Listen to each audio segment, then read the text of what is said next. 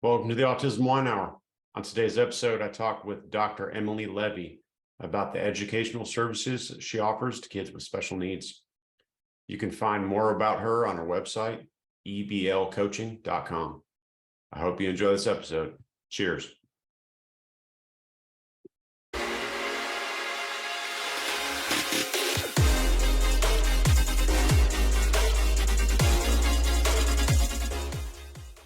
Hi, welcome to the Autism Wine Hour. I'm here with Dr. Emily Levy.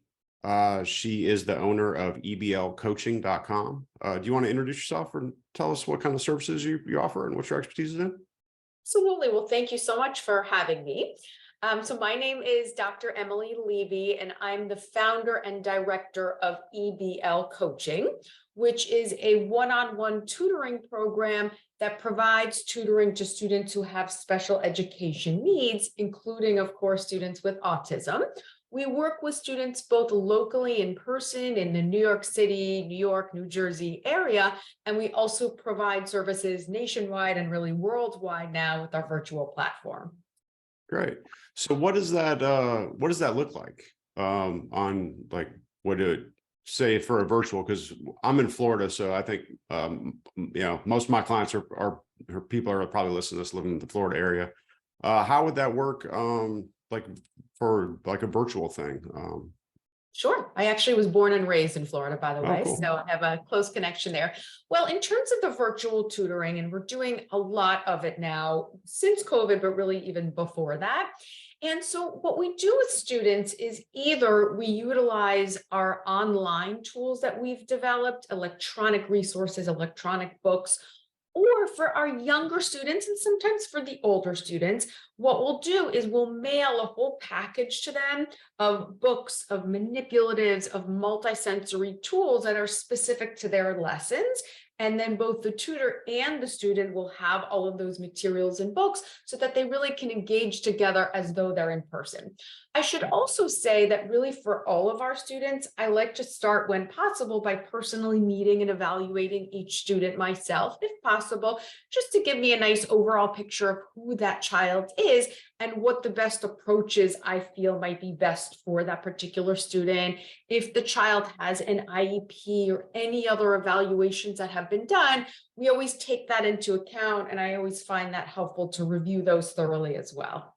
Cool. Yeah, your business model or how you're doing things actually reminded me of our own. And I run an ABA company, and it kind of seems like you create like this educational plan, kind of like a BCBA would create like a behavior plan on like tweaking motivators and picking a strategy for what'll work best for that individual child, and then have your tutors kind of carry out that plan. Does that sound right?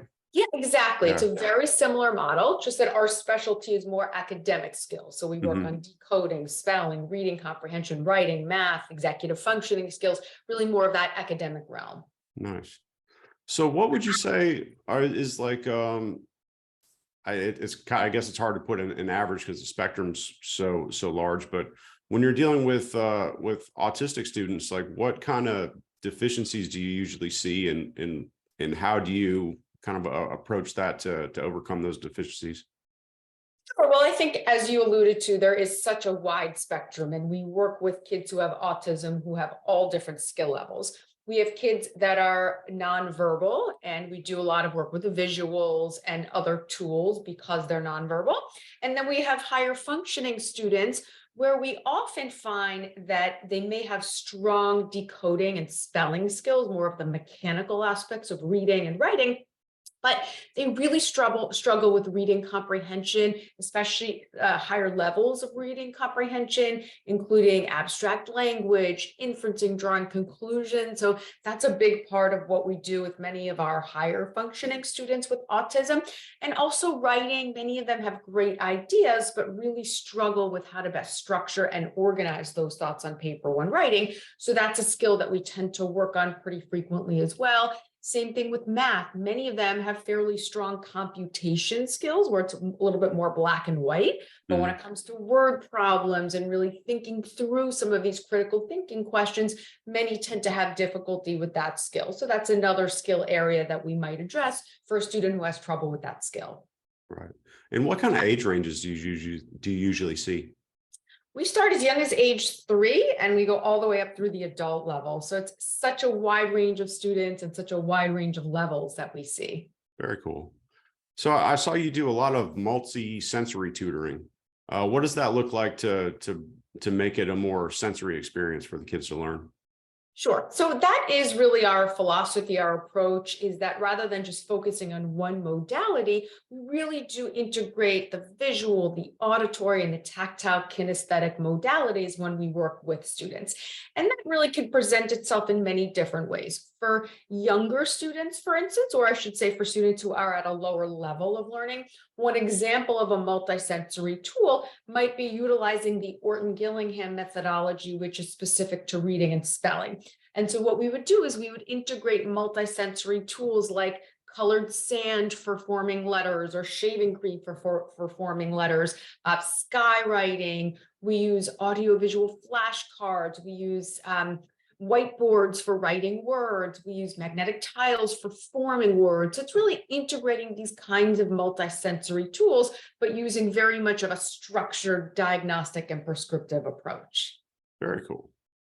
So what, based on your experience of kind of seeing kids, like, is there any, especially for younger kids, is there any kind of clues that you would advise parents to like pick up on, to look for, to see if maybe their kid needs to get diagnosed for having special needs? Is there any kind of recommendation you can give for like things to look out for, like kind of early cues? Definitely. I think at very young ages, if kids are really struggling with learning some of those foundational academic skills, like learning to recognize letters, learning the sounds that go along with letters, basic counting of objects and doing one-to-one correspondence, meaning counting 4 different apples and going 1, 2, 3, 4, recognizing numbers. When you read a story to them, do you feel like they're understanding the story? So these are some of these real early learning skills that kids should start to develop. And if they reach, say, kindergarten and really lack these skills, I would suggest looking into that a little bit more. Yeah, that's good advice. So how would you say that your clients kind of balance the demands of having a special needs kid who's having trouble learning, kind of with balancing the rest of their everyday life? Like, is there kind of winning strategies that you see parents do that you would advise other people to try? Well, I think it can certainly be a challenge to find that balance. But what I have found is that many parents feel that when they take the pressure off doing everything themselves and they bring in service providers that specialize in the different skills their child needs help with, it really helps with their own relationship with their child, meaning a speech therapist, a physical therapist, a tutor, an ABA provider, whatever the needs may be for that child. Having other individuals who are professionals who specialize in those skills really seems to help with the relationship between the parent and the child with special needs. For sure. How would you advise people to seek out support like that? Like, is there like, good? I was just going to say there's lots of different resources. Certainly schools are a great place to start if the child is in school, of course. Speak to the teacher, speak to the guidance counselor. If there's a learning specialist, those are great sources of knowledge. There's also a lot of websites that have great, credible information out there. They can speak to their pediatrician, who's also a great source of knowledge. So I would say those are some good places to start. Yeah. So do you focus on any kind of social aspect in your coaching? We don't particularly specialize in social skills. Sometimes that comes up as part of the instruction, but it's really more building their academic skills that is our specialty. Right. So what are some of the biggest challenges some of your clients have had, and how have they kind of overcome those challenges to create, like really good learners in their kids? I think that there's been different kinds of challenges that parents have experienced. Sometimes parents really struggle to find the right school or the right support within school. And sometimes they're constantly searching for the right fit, and there may not be a perfect school fit. So it's a matter of working within the resources of what's available. I think that can be a challenge.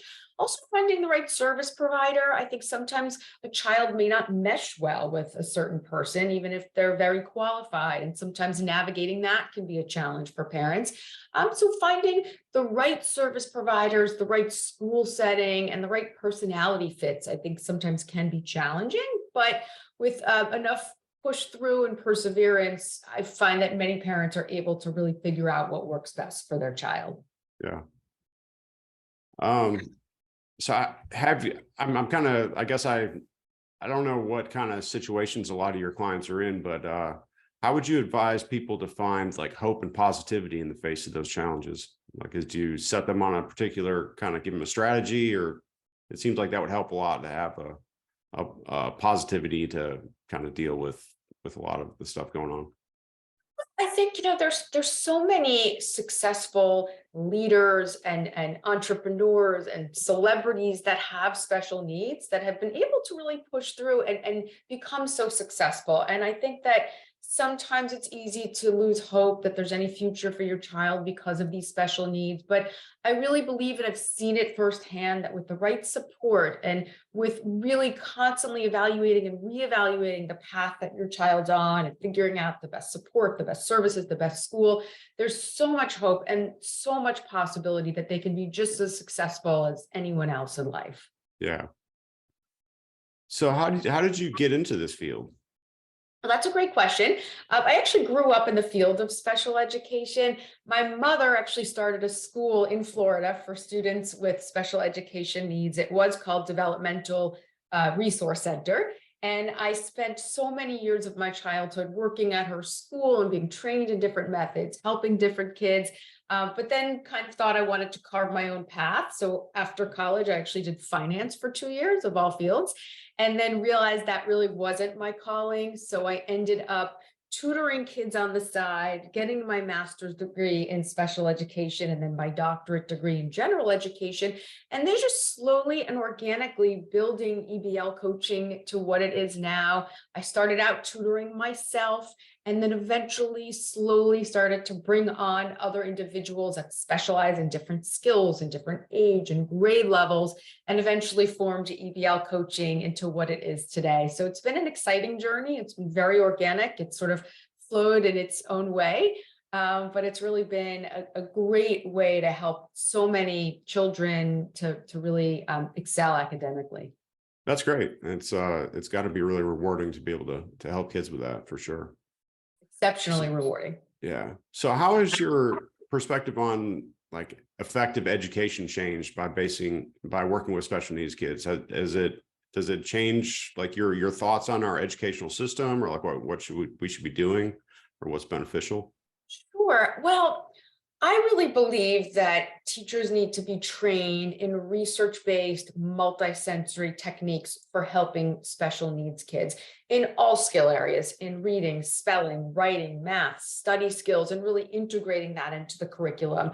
I think sometimes there is an overemphasis on testing and on old traditional methods that might work for some students, but don't necessarily work for all students, especially those who have specialized learning needs. So I really think bringing in that professional development on those key research-based multisensory methodologies could truly change the lives of so many students. Yeah, for sure. So what kind of personality traits do your clients or the parents of your clients have where they really are just crushing it?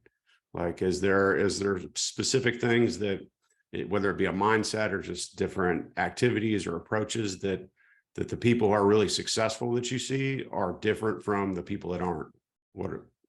Well, I think I see all types of personalities. I feel like I've seen it all at this point. But I will say, though, that the ones that maintain optimism despite setbacks and know that their child has a future, their child has real possibilities to have a job and be successful in life in some way, shape, or form, are the ones that are able to really push through those challenges. So I think really maintaining that sense of optimism and that sense of constantly advocating for their child to get the right services and the right support, those seem to be the parents that have the most success.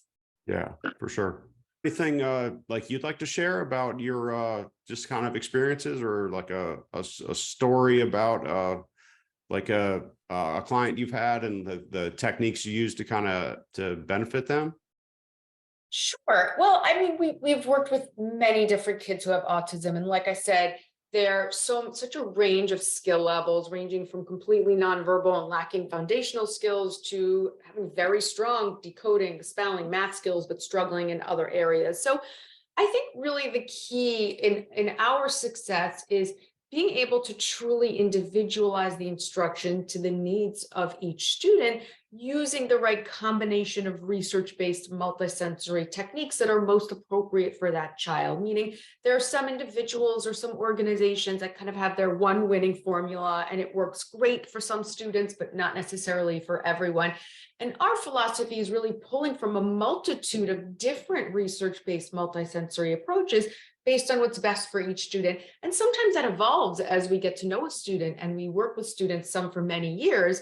There are certain approaches that may work really well in the beginning, and then a year later, we have to evolve those approaches and change them because it's not quite working as well anymore. So I think constantly taking that diagnostic and prescriptive, truly individualized approach to educating a child, particularly a child with autism and with special needs, really has been our winning formula, so to speak.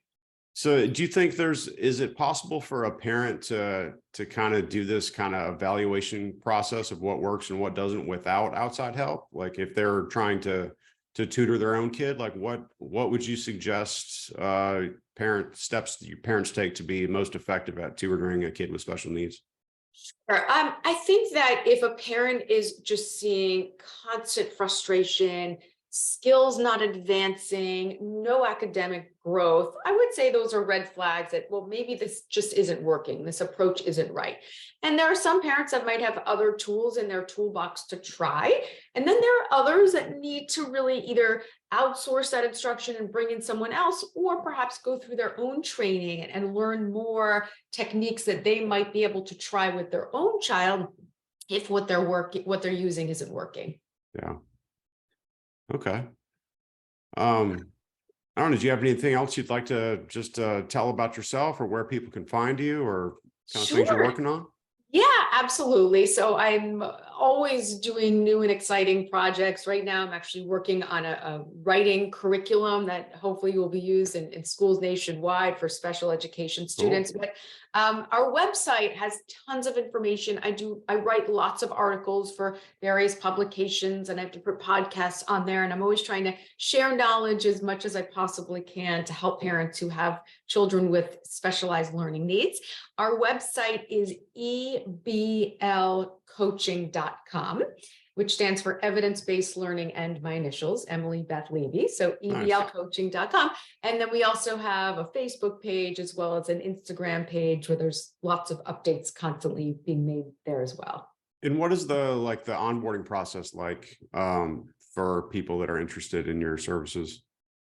So really the first step is they'd go to our website and they'd either call our office or send us an email, and then we'd reach out to them typically within 24 hours to learn a little bit more about their child and then really get them started with the process. Cool. Well, great. Hopefully I'll definitely suggest my clients kind of check you out. And yeah, I think that was all the questions I had. I think this is kind of a quick one.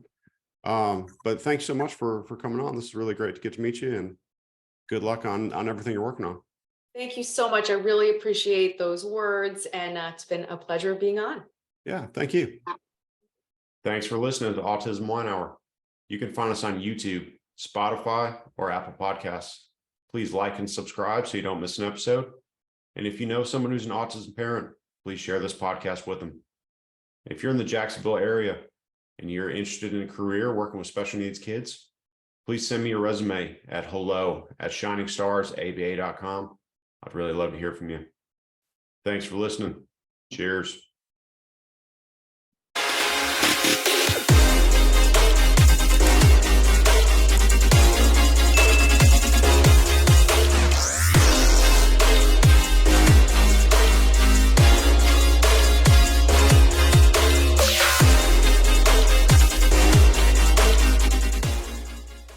Thanks for listening to Autism Wine Hour. You can find us on YouTube, Spotify, or Apple Podcasts. Please like and subscribe so you don't miss an episode. If you know someone who's an autism parent, please share this podcast with them. Check out one of our other episodes if you liked what you heard. If you're in the Jacksonville area and you're looking for a career working with special needs kids, please send your resume over to us at hello@shiningstarsaba.com. We'd love to hear from you. Thanks again for listening. Have a great day.